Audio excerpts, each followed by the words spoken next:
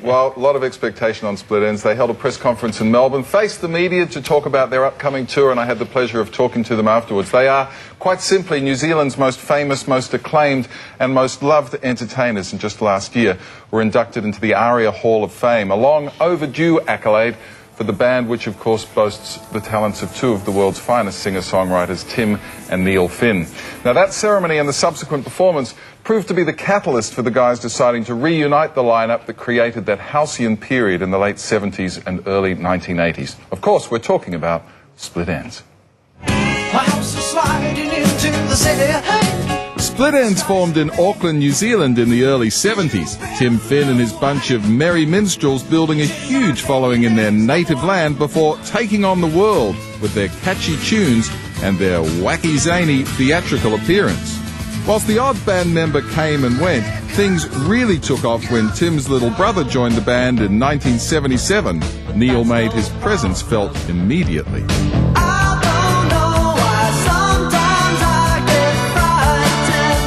In many ways, Split Enz were a band before their time.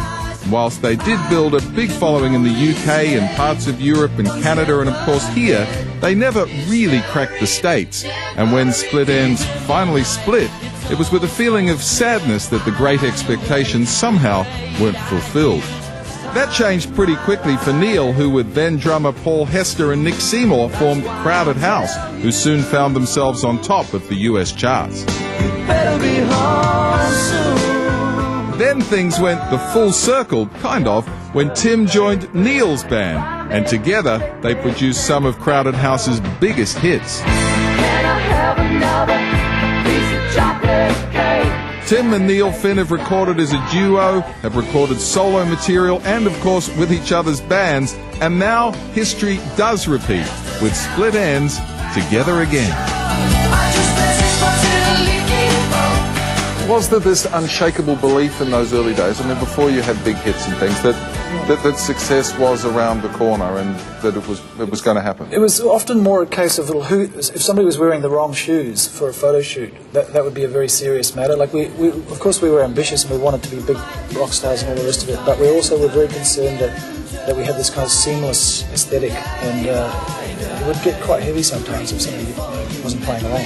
Noel used to give us haircuts, and various wives and fiancés would reduce to tears sometimes when they saw what had become of their man. He was called the Pie-Cock Butcher. That's what we named him. Go and see the Pie-Cock Butcher for a haircut.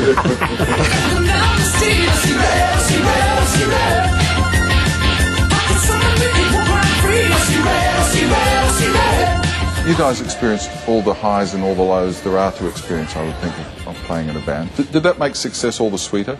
There was a glorious period when the thing was suddenly exploding, where you just sort of think you're on there's some kind of fate has kicked in your favour, the stars have lined up. But it doesn't necessarily lead to a very stable place. It leads to quite an unstable place in some ways, I think, at the end of it anyway, when you come to make your next record. I think I share a feeling of many people that Split Enz, despite the success, never really fulfilled its destiny.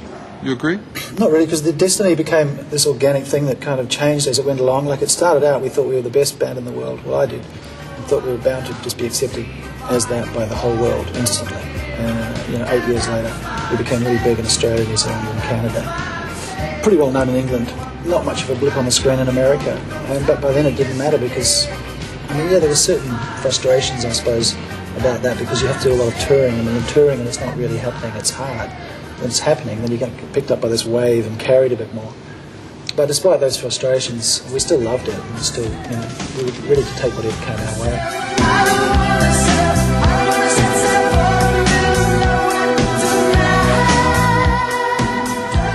Is there going to be an album?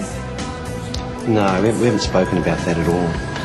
I mean, this is just, there has been talk of a reformation. It's more like a reunion for a short period of time for a one-off tour. That's all this is. And you sure about that? No.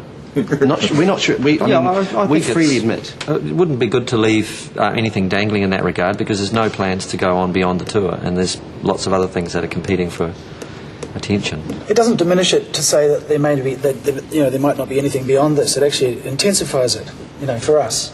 It's very, very special, and for the fans too. You know, it should feel almost like this may be the last time they ever see Split Enz. You know, and that could be true or could not be true, but it's good to have that feeling. To what degree will Paul Hester, the untimely passing of Paul, play a role in this tour? Well, he was an alumni of Split Enz and a hugely valuable person at the time when he joined the band. He had massive energy and, in a way, kind of unified us at a point where we were probably losing focus. So we owe a debt to him in that regard, and certainly he'll be in our minds, but he wouldn't want us to be putting that weight on such an event. But playing with your mates is, while we're all still in good health and able to enjoy each other's company, you know, you wouldn't need another reason to do it. History never repeats.